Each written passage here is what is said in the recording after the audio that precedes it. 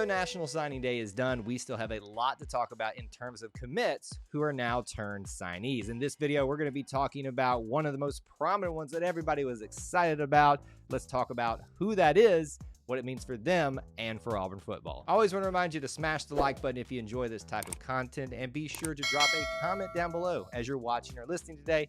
It will help enter you into that ongoing subscriber giveaway.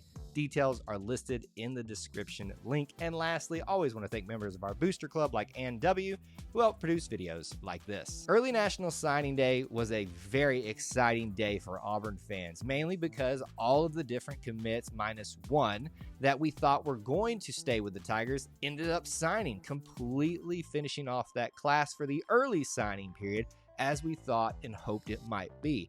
But what we were really hoping for was a few surprises along the way, and we got those. We're going to talk about one of those here, the biggest one, probably the most high-profile one. Keldric Faulk, four-star defensive lineman, decided finally to come back to where he felt like he belonged all along, to be part of the 2023 class. Now, it is hard to still keep track of all this because there's been so much going on, but if my math is correct, this is the 7th at the time of his commitment and signing flip for Hugh Freeze and his staff, which was impressive even of itself to have 7 flips coming into this guy deciding to sign. But the fact that you made him flip from FSU, a lot of people were speculating early on in his commitment for FSU that he might switch over to the Tigers. But let's be honest, I think that hope started to wane with the way the things in the season were going. But thankfully, we finally were able to make the case with a new staff and a new vision for the football program. Come on over, Mr. Faulk. The prospect's from Highland Home, Alabama, part of Highland Home High School's football team. The timeline for him is pretty interesting because Brian Harsin and his staff were really hoping, and the fans as well, that he, at the time when he was going to commit back in the summer, was going to be the wave to launch off this recruiting cycle for the staff leading into fall.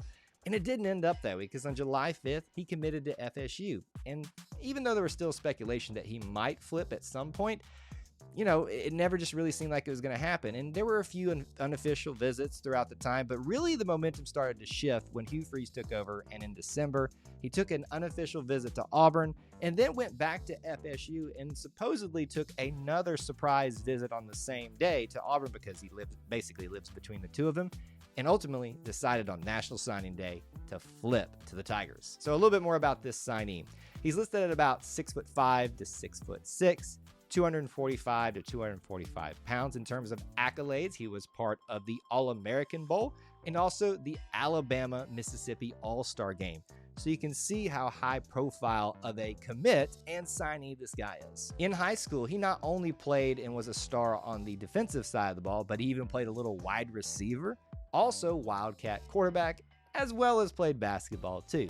So when you hear the measurables, when you see what he was able to accomplish on the field, both sides of the ball, you should be excited about the type of athlete that you're getting in Keldric Faulk. And before we move on to our next section, just want to give you some stats to consider from his junior season at the very least. Total tackles for him on that year, 82 tackles for loss, 30, 11 sacks, 6 pass breakups, 1 forced fumble, and 2 fumble recoveries. I like what I'm hearing. Now let's talk about what it means for him and for Auburn football. When we talk about this, we always want to start off by talking about what it means for the class, even though basically everybody's signed now. So at the time of his commitment and signing, he became the 20th part of this 2023 class. That's because Keon Jenkins, the quarterback prospect, had decided to go somewhere else on National Signing Day. He became the 10th defensive prospect, the 6th across the defensive line, edge position, and now if we're going to count him at the edge, which is where most people expect, the 2nd part of that for this class. Now, looking to the future, I always stress that you plan on these new guys to redshirt or not play that much, but this seems like one of those guys that'll play right away, mainly because, like some other areas on the team, we're missing a lot of people that are moving on, graduating, however you'd like to say it. There's opportunities abounding here, especially at the edge position when you're losing a guy like a Derek Hall and Iku Leota. You know, right now, Dylan Brooks is the only one that's listed at that position, that edge position. So you would think that he's going to have a pretty good shot maybe to play a lot, maybe even start. And if he moves over to defensive end, there's still a lot of room over there with Colby Wooden, Marcus Bragg leaving. So really, he has a lot of options, which means a lot of opportunities. I always like to mention where these guys are coming from in the regional recruiting so we know where we're winning or not winning at. And you obviously want to win in your home state of Alabama, which Faulk is from. He's the 6th commit for this class and signee now for this class from the state of Alabama. And most importantly, we stole him from an area that has a lot of exposure to Alabama still, obviously, but FSU, obviously, who he flipped from, being just below Montgomery, Alabama. And finally, let's talk about what it means for the rest of this class. With early signing day now done, obviously that changes our discussion a little bit because we kind of know where we're heading now at this point, but let's just put it out there for having the facts out for everybody to see. Now, if you look at the edge position, there's one other guy, Brenton Williams. So that's 2 guys for this class that are going to be there. Maybe we'll bring someone else in. I don't know, but it seems like that position at least has what it needs to move forward into the next class.